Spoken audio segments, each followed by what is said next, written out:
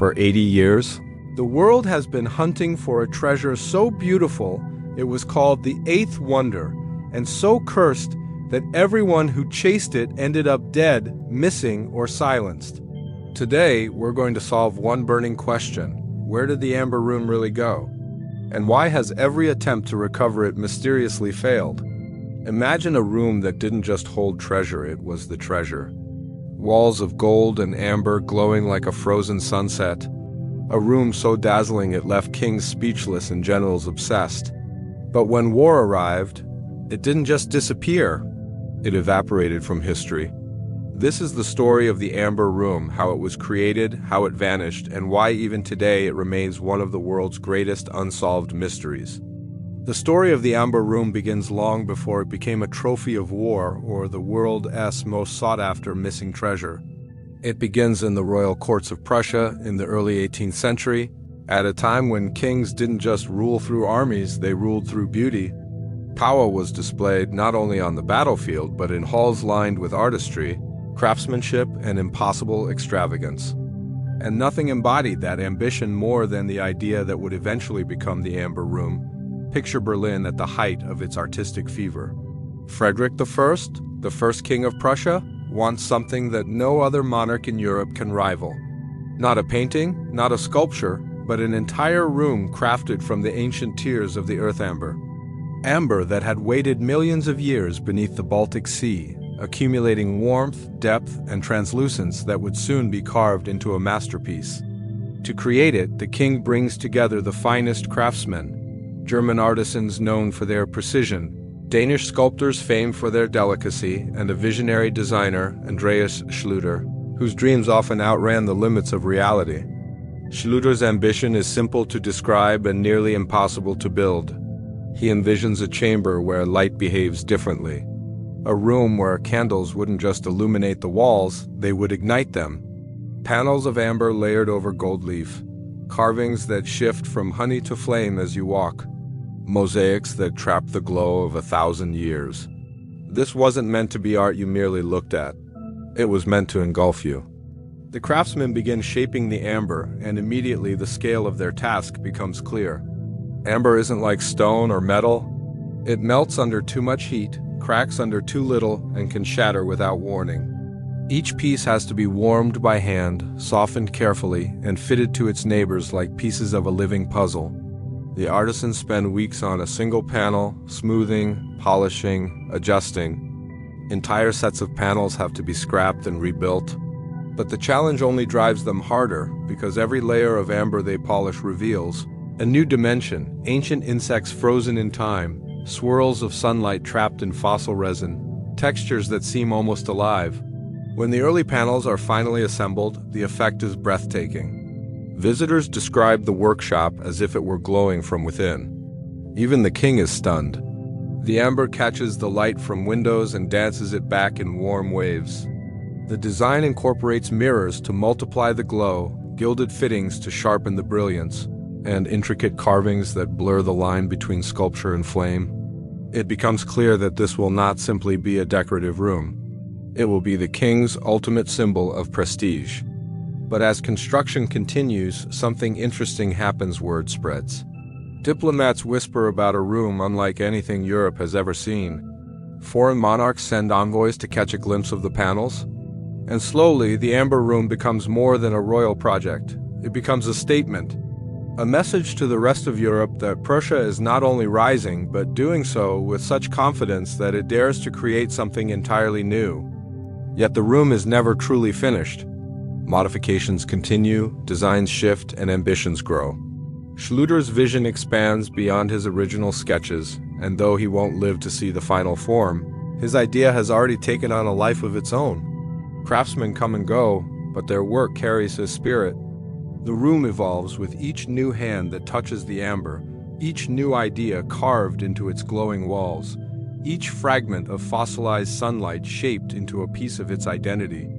By the time the last early panels are polished, the Amber Room stands not just as a masterpiece, but as a phenomenon that no one could have predicted when the first piece of amber was lifted from the Baltic shores. The Amber Room-esque journey from a Prussian masterpiece to a Russian legend begins with a diplomatic gesture that changed the fate of the room forever. At the time, Europe was a chessboard of shifting alliances. Kings traded favors not with signatures alone, but with gifts that spoke louder than treaties. And among all the glittering treasures that could be offered between empires, none carried the silent power of the Amber Room. When the newly crowned King Frederick William I of Prussia looked at the amber panels his father commissioned, he didn't see the same awe-inspiring monument that captivated Europe. He saw maintenance costs, delicate craftsmanship that demanded constant attention, and a political opportunity he knew he couldn't ignore. Peter the Great of Russia had been forging his empire with determination, modernizing his lands, building a new capital, and reshaping Russia into a force the West could no longer underestimate. Frederick William needed an ally, and Peter needed a statement piece for his rising empire. Their interests aligned perfectly. So, in a moment that would rewrite the Amber Room's destiny, Frederick William offered it as a diplomatic gift to Peter the Great, not out of generosity but strategy. He traded his father's shimmering masterpiece for an alliance sealed not with ink but with amber. When the Russian envoys first laid eyes on the room, even in its partially assembled state, they were speechless. This was not a gift, it was a symbol of respect, a gesture of immense prestige. Accepting it was like accepting a crown crafted by another king. The transportation alone was a spectacle. Crates filled with fragile amber pieces left Prussia under heavy guard, traveling across frozen rivers and rough roads. Every bump, every shift in temperature, was a risk to the delicate panels. But the Russians treated the cargo like the heart of an empire. And when those crates finally arrived in St. Petersburg, they were welcomed not as boxes of material, but as the arrival of a legend. Peter the Great examined each panel with fascination. He wasn't merely adding a room to his palace, he was bringing the European world into the Russian sphere. The Amber Room would soon become the centerpiece of his vision. Under his direction, artisans expanded the original Prussian design, integrating Russian craftsmanship and a lavishness that matched the grandeur of his ambitions. What started as a diplomatic gift began transforming into something greater than either kingdom imagined. In the hands of Russian designers, the Amber Room grew. More amber was imported from the Baltic regions, additional sculptors were hired, and new decorative elements were added. Mirrors multiplied the glow of the walls. Gold leaf covered the frames. Intricate mosaics extended across entire panels. It became a room where daylight didn't simply shine, it radiated. Courtiers described stepping inside as entering a realm where the walls seemed alive, shifting with every flicker of light. Diplomats visiting the Russian court were led to the Amber Room as if it were a living trophy of the empire's expanding might. And so, the room that began in Prussia as an extravagant project evolved into what many called the eighth wonder of the world. Its fame spread far beyond Russia's borders. Travelers wrote letters, artists sketched recollections, and whispers circulated across Europe about a chamber unlike anything ever built. The Amber Room turned Russia into the keeper of a treasure that no other nation could rival, a cultural and political symbol as radiant as the amber itself. With every passing year, its legend grew. It became the pride of the Russian Empire, the jewel of the royal residence, and a reminder that sometimes the most powerful gestures are the ones carved not in marble or forged in iron, but illuminated from within by the glow of ancient amber. The Amber Room had stood for 2 centuries as a testament to beauty, power, and imperial pride. But all of its brilliance could not protect it from the brutal tide of the Second World War. When Hitler unleashed Operation Barbarossa in 1941, pushing millions of soldiers towards Soviet territory, the palace walls that once protected the Amber Room became fragile barriers against one of the most relentless military invasions in history. And deep inside Catherine Palace, curators and caretakers made a desperate decision. They had to save the room before the Nazis arrived. But saving a room made of amber was not like saving paintings or jewelry. Amber is brittle, sensitive to heat, vulnerable to the slightest pressure. The Soviet staff tried to remove the panels, but the moment they attempted to lift them, they cracked. The room refused to be moved. As German forces advanced like an iron storm, there was no time left.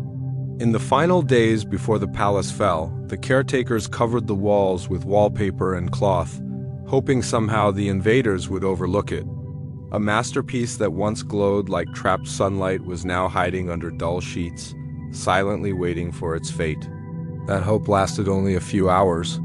When the Nazis entered Catherine Palace, they already knew exactly what they were looking for. Hitler's obsession with the Amber Room ran deep. He believed it belonged to Germany, that its creation in Prussia made it German by birthright. More importantly, the Nazis saw it as a symbol of cultural supremacy, a treasure that should be returned to the Reich as proof of their dominance over Europe. The officers stormed through the palace with a list in hand. And when they pulled back the coverings from the amber panels, they didn't just find a hidden treasure. They found a prize their leader personally desired. Within 36 hours, teams of German specialists dismantled the room with meticulous care. Each panel was catalogued, padded, crated, and labeled. Soldiers formed a human chain, carrying out the crates as if they were handling sacred relics.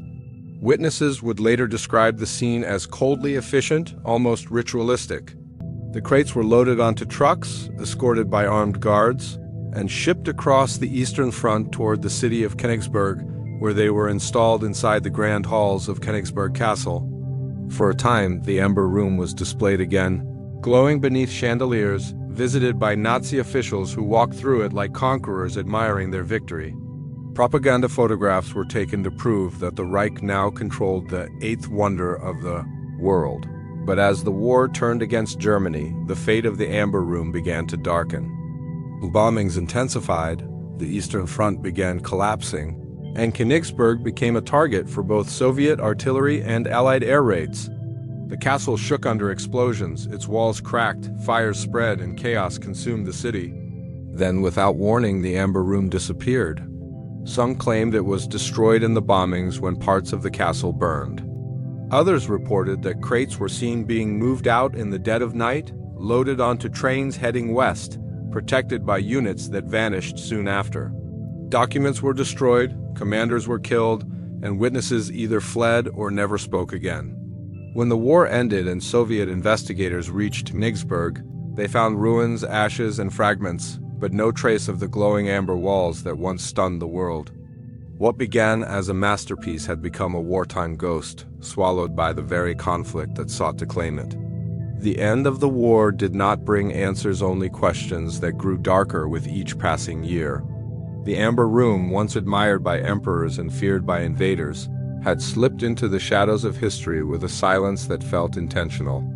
When Soviet forces reclaimed the ruins of Königsberg, they expected to find at least fragments of the legendary masterpiece.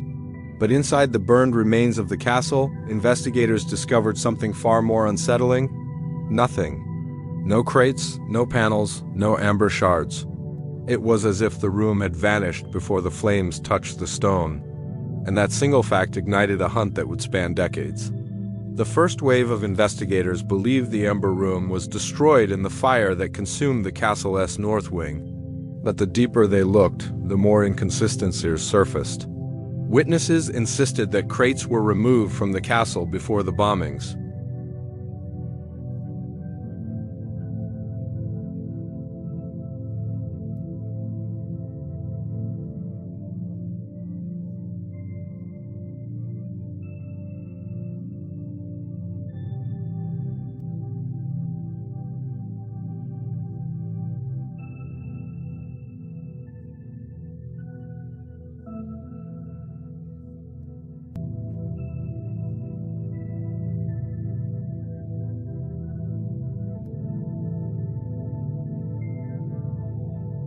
Room panels before being sunk by a Soviet submarine in the Baltic Sea, teams of divers descended into freezing waters, fighting currents and limited visibility. One diver claimed he touched a crate before losing visibility. Another died during a second attempt, fueling whispers of a curse. The wrecks revealed weapons, machinery, personal belongings, but no amber panels. The sea, like the ruins, remained silent. As the Cold War unfolded, more theories surfaced. Former Nazi officers hinted at underground bunkers in Poland, secret mines in the Ore Mountains, tunnels beneath castles in East Germany. Each claim sparked a feverish mission. Geologists scanned hillsides. Soldiers blasted through sealed tunnels. Teams crawled through underground chambers thick with dust and history. In one abandoned mine, explorers found doors blown open from the inside, as if someone reached the treasure first. In another, they discovered crates, but filled with furniture, not amber. Then came the strangest clue of all. A single mosaic fragment from the Amber Room appeared in the hands of a German family in the 1990s. They claimed their father, a soldier, took it as a souvenir during the war. Investigators knew this changed everything. If one fragment survived, more could exist. If one soldier took a piece, others might have taken more. That fragment reignited the search with fresh urgency. Yet every lead, no matter how promising, dissolved. Records contradicted each other. Witnesses changed their stories. Maps were missing pages. Bunkers were sealed off, either by collapse or by human hands. Some documents hinted the room had been moved to a castle that later became a Soviet military base, information locked behind classified walls. Even today, parts of those archives remain closed, protected by silence that feels almost deliberate. And as each decade passed, the search for the Amber Room transformed from a mission of recovery into a labyrinth of mysteries, half-truths, and dead ends. Investigators, historians, treasure hunters, and governments all chased the same ghost, but the ghost seemed always one step ahead, slipping through cracks and shadows, leaving behind only questions that refused to be answered. As the world stepped into the modern age with new technology, new political landscapes, and access to archives once locked behind iron doors, the mystery of the Amber Room refused to fade. In fact, it grew sharper. New clues surfaced, unexpected witnesses emerged, and advanced tools allowed investigators to probe deeper than any generation before them.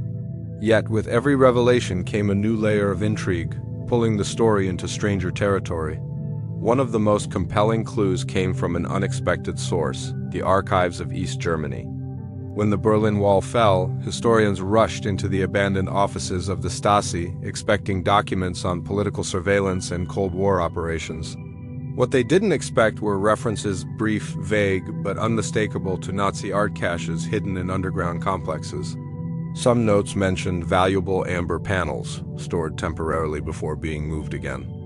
The problem was that nothing indicated where they were moved to, or if they were ever retrieved. Those files opened a door, but behind that door lay only darkness and more questions. Around the same time, ground-penetrating radar began revealing a vast network of tunnels beneath the Ore Mountains on the German-Czech border. During the war, the Nazis had dug secret chambers for weapons production, research facilities, and storage of stolen treasures. Many of these tunnels had collapsed or been sealed intentionally.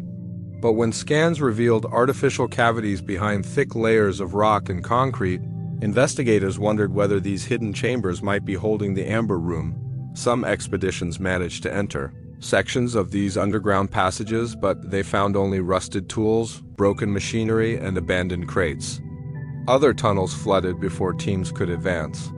A few were declared too unstable to explore, leaving behind the uneasy feeling that the answers might be trapped just meters beyond reach. Then there were the sunken ship theories, rumors that the Nazis, in their desperation near the end of the war, loaded treasures onto vessels bound for Germany's northern ports. Ships like the Karua instantly became subjects of modern expeditions. When the wreck was discovered over 80 meters underwater, divers found crates that appeared untouched since 1945. The world held its breath as footage revealed wooden boxes stacked like a forgotten archive under the sea. But when they were opened, the crates contained military equipment, not amber panels. Another promising lead dissolved into disappointment, though the discovery reignited speculation that another ship, perhaps one still undiscovered, might hold the real prize. New clues also emerged from private collections. In the early 2000s, a mosaic from the Amber Room appeared in Germany, brought forward by the family of a deceased soldier. The fragment was authentic. This single piece confirmed that parts of the room survived long after the war. It also suggested that the Amber Room might not have been transported as one intact treasure, but broken into pieces, taken by officers as personal trophies or hidden in multiple locations. If one piece surfaced, others could still be out there, quietly sitting in attics, basements, or private vaults. Technology added yet another twist. Modern investigators began scanning old fortresses, castles, and bunkers using laser imaging and magnetic surveying. In one abandoned structure in Poland, scans revealed anomalies behind walls that had been sealed since the war. Excavation began only to halt when the chambers proved unstable. In another location, a metal door was discovered buried beneath layers of soil and concrete. But before it could be opened, local authorities intervened, citing safety concerns that many believe were excuses masking political pressure or the fear of what might actually be inside. Amid all these clues came the theories, each more compelling than the last. Some historians argue the Amber Room was destroyed in the Königsberg castle fire, yet every surviving document complicates that explanation. Others believe it was hidden in a mine, sealed off intentionally by retreating Nazis. Some say the Soviets found it but covered up the discovery for political advantage. A few investigators even speculate that the room rests in private hands, quietly passed down through generations of families who fear exposure. In the modern world, the Amber Room exists in fragments, real ones like that recovered mosaic and metaphorical ones, scattered through files, memories, scans, and whispers. Every clue brings us closer and yet somehow further away, as if the truth lies just beyond the last tunnel, the last sealed door, the last unexamined archive shelf. Today, the Amber Room stands at the crossroads of history, memory, and obsession. It is more than a missing treasure. It is a reminder of how beauty can be swallowed by conflict, how culture becomes a casualty long before the final shot is fired. And even now, decades after it vanished, the Amber Room continues to matter not only to historians, but to governments, investigators, and anyone drawn to the mysteries that refuse to die. Its disappearance represents one of the greatest cultural losses of the modern world, a wound that never quite stops aching. The Amber Room forces us to confront a truth that many prefer to ignore. War does not just destroy lives, it destroys the irreplaceable. When the room vanished, it wasn't just panels of amber that were lost. It was the handiwork of countless artisans, the ambitions of monarchs, the shared heritage of entire nations. Each mosaic, each gilded frame, each fossilized glow carried the fingerprints of centuries. Losing the Amber Room meant losing a piece of humanity's creative triumphs. That is why the story still resonates, even with people who may never step foot in a museum or read a book on European history. And yet, the Amber Room matters for another reason, because its disappearance has become a mirror reflecting the world has secrets. Every government that touched its story has something to hide. Nazi records remain incomplete, Soviet archives remain locked, and entire areas where the room might lie are still off-limits or politically sensitive. The Amber Room is not just a lost artifact. It is an unsolved puzzle at the center of geopolitical shadows. When people search for it, they are not only digging for treasure. They are digging through layers of wartime crimes, forgotten operations, and secrets buried intentionally. The mystery has become a doorway into the past, one that many fear opening too widely. Even today, new generations of researchers, archaeologists, and explorers join the hunt, not for fame or fortune, but because the Amber Room represents the ultimate challenge. It is the Everest of lost treasures. Finding it would mean rewriting history, solving a puzzle that has taunted experts for nearly a century, and restoring something the world was never meant to lose. Each theory, each clue, each expedition fuels the belief that the room might still be out there, sitting behind a collapse of stone, hidden within a sealed bunker, or lying silent beneath layers of earth untouched since the war. But beyond the thrill, there is a deeper meaning. Recovering the Amber Room would be an act of cultural justice. It would mean righting a wrong that unfolded under the smoke of war. It would mean returning a masterpiece to the world stage, allowing future generations to witness a creation that once dazzled kings and humbled diplomats. It would turn a story of loss into a story of restoration, transforming a wound into a triumph. Historians argue that the Amber Room's survival would remind us that not all beauty is doomed to be erased by conflict, that some legacies can rise from ruin and reclaim their place. Most of all, the Amber Room matters because it reminds us that history is never truly finished. Even the past we think we understand continues to shift, expand, and reveal new paths. The room may be lost, but its legend keeps growing, shaping documentaries, books, expeditions, and debates. Its absence is a presence in itself, a void that continues to pull the world's attention like gravity. The Amber Room is not just a missing treasure from a vanished empire. It is a symbol of everything humanity tries to preserve, everything war tries to destroy, and everything history refuses to let disappear. The story of the Amber Room is a journey through brilliance, ambition, war, and silence. From its birth in the royal workshops of Prussia to its transformation into Russia's glowing symbol of imperial power, the room lived many lives, each more extraordinary than the last. And yet, its greatest chapter began not when it dazzled kings, but when it vanished into the chaos of war, leaving the world with a mystery that refuses to fade. Every attempt to recover it has uncovered something deeper than treasure, fragments of forgotten history, trails leading into underground worlds, whispers hidden in classified documents, and clues that raise more questions than answers. The Amber Room has become the ultimate paradox, a masterpiece so radiant that it once illuminated entire palaces, now buried in shadows that stretch across continents and generations. Its disappearance is not just a missing artifact. It is a reminder of what war steals, what humanity tries to protect, and what we still hope to recover. The world continues to search because the Amber Room is more than amber and gold. It is the embodiment of human brilliance, the symbol of a stolen legacy and a riddle that challenges us to look deeper into the past. And perhaps somewhere in a sealed bunker, a forgotten tunnel, a vault untouched by time, the Amber Room still waits, untouched, unbroken, a silent witness to everything that has happened since it disappeared. Whether it is ever found is a question history has not yet answered. But its legend continues to glow, brighter than ever, reminding us that some mysteries endure not because they remain unsolved, but because we cannot let them go.